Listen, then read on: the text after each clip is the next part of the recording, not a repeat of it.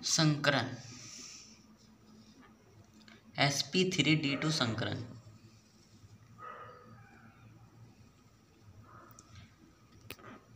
हम निकालना सीखेंगे और हम देखेंगे कि sp3d2 संकरण किस तरीके से निकालते हैं और किस तरीके से निकालेंगे। तो हम देखेंगे कि इसमें हम एक एग्जांपल के द्वारा समझेंगे इसे। पहले हम इसकी परिभाषा दे देते हैं कि परिभाषा किस तरीके से देंगे हम sp3d2 की। sp3d2 की जो परिभाषा है बहुत ईजी है। आप कह देना एक s और 3p तथा 2d आपस में मिलकर समान ऊर्जा के नए 6 संकृत कक्षक बनाते हैं। इस को ही या इस घटना को ही हम sp3d2 संकरण कहते हैं। अब हम इसे एक उदाहरण के द्वारा समझेंगे कि sp3d2 संकरण किस तरीके से निकाला जाता है। एक एग्जांपल है यहाँ पे SF6 बोलते हैं सल्फर हेक्साफ्लोराइड है हमारे पास में। इसके द्वारा हम देखेंगे कि sp3d2 हाइब्रिडाइजेशन किस तरीके से निकाला जाता है। सबसे पहला हमारा मेन काम है, सबसे पहले हम जब भी हाइब्रिडाइजेशन निकालते हैं हम सेंट्रल एटम देखते हैं। सेंट्रल एटम हमारे पास में यहाँ पर है सल्फर, क्योंकि सल्फर से 6 फ्लोरीन जुड़ी है। क्या है? 6 फ्लोरीन जुड़ी है। तो हमने देखा कि सल्फर हमारे पास सेंट्रल एटम आ चुका है, यहाँ पे हमने लिख दिया। अब हमें पता होना चाहिए कि सल्फर का जो हमारे पास में एटॉमिक नंबर होता है, यानी परमाणु क्रमांक हमारे पास में क्या होता है सल्फर का? परमाणु क्रमांक सल्फर का हमारे पास में होता है 16 हमारे पास में सल्फर का परमाणु क्रमांक होता है। अब हम इसका इलेक्ट्रॉनिक विन्यास करेंगे आप बहू के नियम के अनुसार।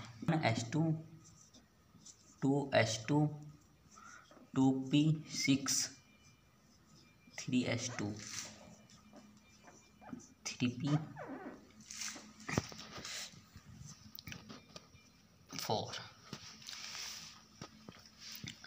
हमारे पास में इसका परमाणु क्रमांक कितना था? हमारे पास में इसका परमाणु क्रमांक 16 था।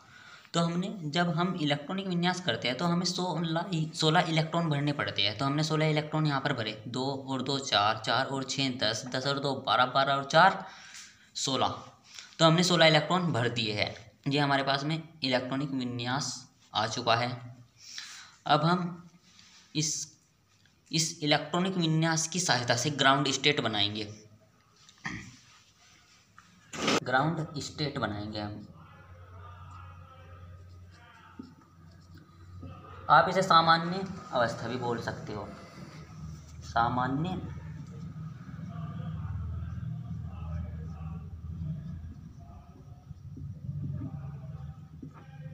अवस्था क्या होगी हमारे पास में? ग्राउंड स्टेट यहाँ पे आ जाएगी हमारे पास में 3s लिख लेते हैं हम। पहले हम 3s लिखते हैं और हमने देखा 3p है हमारे पास में, 3p लिख लेते हैं यहाँ पे। ये हमने लिख लिया 3p। अब हम देखते हैं कि हमारे पास में 3s में कितने इलेक्ट्रॉन हैं। हमने देखा यहाँ पे हमारे पास में 2 इलेक्ट्रॉन है, तो हमने 2 इलेक्ट्रॉन यहाँ पे भर दिए। अब हम देखते हैं कि 3p में हमारे पास में कितने इलेक्ट्रॉन हैं। हम देखते हैं यहाँ पे 3p में हमारे पास में 4 इलेक्ट्रॉन है। 1 2 3 4। हुंड के नियम के अनुसार हम इलेक्ट्रॉन भरते हैं और हमें बाह्यतम कक्षा लेते हैं इसकी।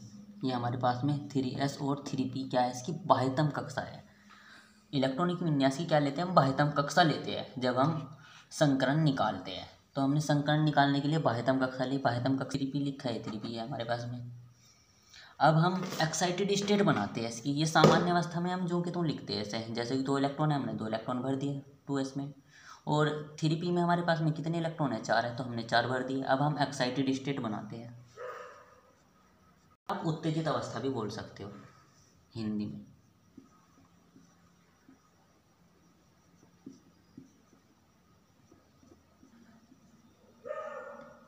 में 3s आ जाएगा यहाँ पे और ये हमारे पास में 3p है यहाँ पे।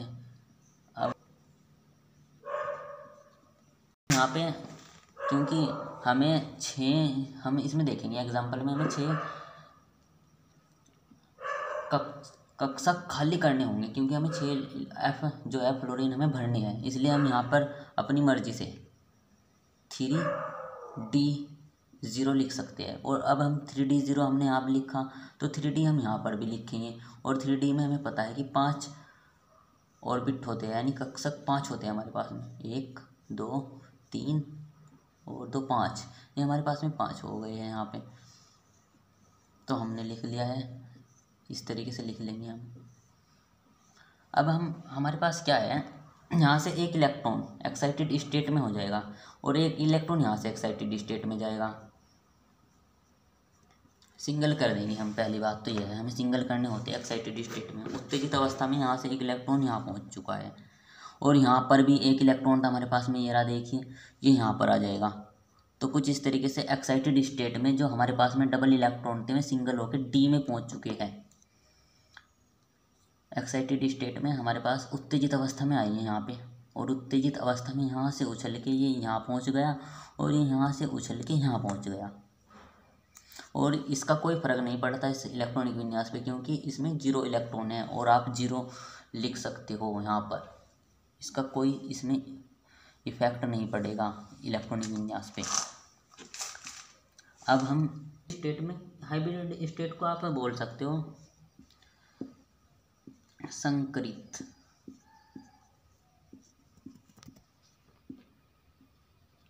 अवस्था बोल सकते हो आप।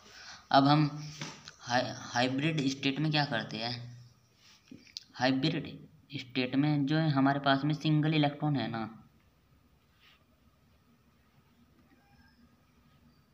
सिंगल इलेक्ट्रॉन है हमारे पास में, डबल हो जाएंगे।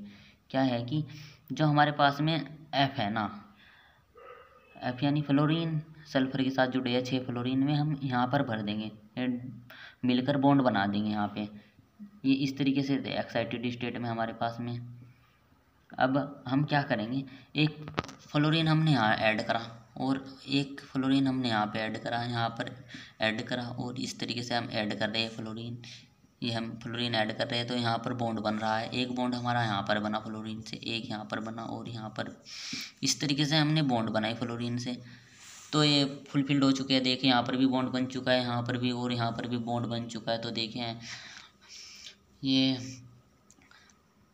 कंप्लीट हो चुका है, हमारी जो संकरित अवस्था थी, संकरित अवस्था हमारी कंप्लीट हो चुकी है। अब हम ऐसे जो कहते हैं, क्योंकि इसमें एक है तो एक को हम नहीं लिखते, और P है, P में कितने हैं 1 2 3, तो P में 3 है तो हम 3 लिख देंगे यहाँ पे। और अब हम देखेंगे D में 1 2, D में हमारे पास कितने हैं 2 है, तो हमने 2 लिख दिए और संकरण बन चुका है हमारे पास में। ये हमारे पास में बन चुका है संकरण, sp3d2 संकरण बन चुका है। इसीलिए हमने इसे निकाल लिया है, sp3d2 संकरण निकाल। सल्फर हेक्साफ्लोराइड, सल्फर हेक्साफ्लोराइड का हमने एक एग्जांपल लिया। अब हमें इसमें पता होना चाहिए कि सेंट्रल एटम कौन सी है। हमने देखा कि सल्फर हमारे पास में क्या है, सेंट्रल एटम होती है, क्योंकि हम जब भी हाइब्रिडाइजेशन निकालते हैं हमें सेंट्रल एटम का पता होना चाहिए। यदि हमें सेंट्रल एटम का नहीं पता है तो हम हाइब्रिडाइजेशन नहीं निकाल सकते। अब हमें पता है कि सल्फर से 6 फ्लोरीन जुड़े हैं, 6 फ्लोरीन सल्फर से जुड़े हैं। तो किससे जुड़े हैं, सल्फर से। तो हमें पता चला कि सल्फर हमारे पास में सेंट्रल एटम है। तो हमने सल्फर रख दिया एक साइड में। अब हमें इसका इलेक्ट्रॉनिक विन्यास करना है। अब हमें इलेक्ट्रॉनिक विन्यास करने के लिए इसका एटॉमिक नंबर पता होना चाहिए, यानी परमाणु क्रमांक पता होना चाहिए। अब हमें पता चला इसका परमाणु क्रमांक 16 होता है। तो हमने 16 पता चल चुका है हमें, इसका परमाणु क्रमांक 16 है। तो अब हम क्या करेंगे, इसका इलेक्ट्रॉनिक विन्यास करेंगे। यदि हमें इसका परमाणु क्रमांक नहीं पता है तो हम इलेक्ट्रॉनिक विन्यास नहीं कर सकते। हमें पता चल चुका है कि इसका इलेक्ट्रॉनिक विन्यास कितना है, 16 है। तो हमने इलेक्ट्रॉनिक विन्यास किया और इसमें 16 इलेक्ट्रॉन भर दिए। देखो 2 2 4 और 6 10 10 और 2 12 12 और 4 16, तो पूरे हमने 16 इलेक्ट्रॉन भर दिए हैं इस इलेक्ट्रॉनिक विन्यास में। तो हमें इसलिए इसका परमाणु क्रमांक पता होना चाहिए, क्योंकि इलेक्ट्रॉनिक विन्यास में जितने हमारे पास परमाणु क्रमांक होता है ना, उतनी हम इलेक्ट्रॉन भरते हैं, और इतनी हमने भर दिए यहाँ पर इलेक्ट्रॉन। अब हम इसकी बाह्यतम कक्षा देखते हैं। हमारी बाह्यतम कक्षा क्या है, 3s 2 और 3p4 है। अब हम इसकी ग्राउंड स्टेट बनाएंगे। ग्राउंड स्टेट में क्या करेंगे, हम सामान्य अवस्था में हम 3s लिख देंगे और 3p लिख देंगे और 3d 0 लिखा है हमने, इसका कोई फ़र्क नहीं पड़ता इस पर हम। अब हमने 3s में देखा कि 2 इलेक्ट्रॉन है हमारे पास, तो हमने 2 इलेक्ट्रॉन यहाँ पे भर दिए। हमने देखा कि 3p में कितने हैं हमारे पास में, 4 है, तो हमने 4 यहाँ पर भर दिए। हम ये जो इलेक्ट्रॉन भरते हैं ना, हुंड के नियम के अनुसार भरते हैं सीरियल वाइज। पहले हम इसमें भरेंगे, फिर इसमें भरेंगे, फिर इसमें भरेंगे, फिर इसमें भरेंगे दोबारा से। तो इस तरीके से हमने इसकी सामान्य अवस्था बना ली है। अब हम इसकी उत्तेजित अवस्था बनाते हैं। उत्तेजित अवस्था में क्या होता है, जो डबल होते हैं सिंगल हो जाते हैं। जो डबल होते हैं क्या होते हैं, सिंगल हो जाते हैं। ये तो यहाँ से हमारे पास एक इलेक्ट्रॉन एक्साइटेड स्टेट में यहाँ पर हो जाता है, और जो दूसरा इलेक्ट्रॉन यहाँ पर था ना हमारे पास, वो एक्साइटेड स्टेट में यहाँ पर आ गया है। तो देखिए आप सिंगल हो चुके हैं एक्साइटेड स्टेट में। अब हमें 6 ही कक्षक खाली चाहिए थे, तो 6 ही हमारे पास कक्षक खाली है। 1 2 3 4 5 6, क्योंकि हमारे पास एग्जाम्पल में 6 फ्लोरीन थे, तो हमें 6 कक्षक खाली चाहिए थे, तो हमने 6 कक्षक खाली कर लिए हैं यहाँ पे। अब हम संकरित अवस्था देखते हैं इसकी। संकरित अवस्था में क्या करते हैं, हम फ्लोरीन जोड़ देते हैं। फ्लोरीन से मिलकर क्या बनता है, बॉन्ड बन जाता है हमारे पास में। देखिए बॉन्ड बन गया, यहाँ पर भी बॉन्ड बन चुके हैं। अब हम इसका संकरण चेक करते हैं। ऐसा है ये हमारे पास में, देखिए ऐसा है हमारे पास में, ऐसे लिख दिया। और ये हमारे पास में पी है ना, तो हमने पी लिख दिया। और पी में कितने हैं, 3 है, 1 2 3, तो हमने 3 लिख दिया यहाँ पे। और डी में कितने हैं हमारे पास में, 2 है, 1 और 2 लिख दिया हमने। तो हमारे पास में कितना, sp3d2 संकरण आ चुका है हमारे पास में। अब हम इसकी शेप देखेंगे, हम इसकी हम जोड़ देते हैं हम इस सल्फर से, क्योंकि 6 फ्लोरीन जुड़े हैं ना इससे सल्फर से, तो हमने 6 फ्लोरीन जोड़ दिए इस सल्फर से।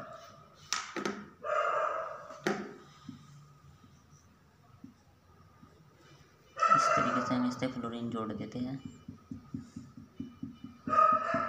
से हमारे पास इसकी शेप आ गई, यानी संरचना आ गई। इसे हम बोलेंगे क्या, इसे हम बोलते हैं स्क्वायर बाई पिरामिडल। क्या बोलते हैं हम इसे,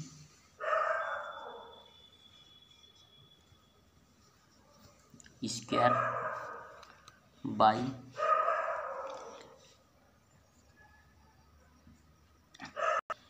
बाई पिरामिडल बोलते हैं इसे हम। वर्ग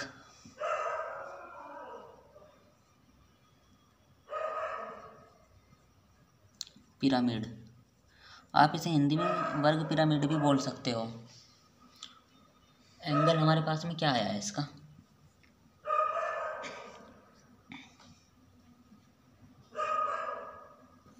डिग्री, तो 90 डिग्री हमारे पास में एंगल आएगा। और स्क्वायर बाई पिरामिडल हमारे पास शेप आ गई, और संरचना कुछ इस तरीके से बनेगी इसकी। तो आपने देखा कि जो हमने sp3d2 संकरण निकाला है, बहुत इजीली निकाल लिया है, बहुत इजी है। देखिए कितनी आसानी से हमने sp निकाला है, बहुत इजी है। तो इस तरीके से आप निकाल सकते हो।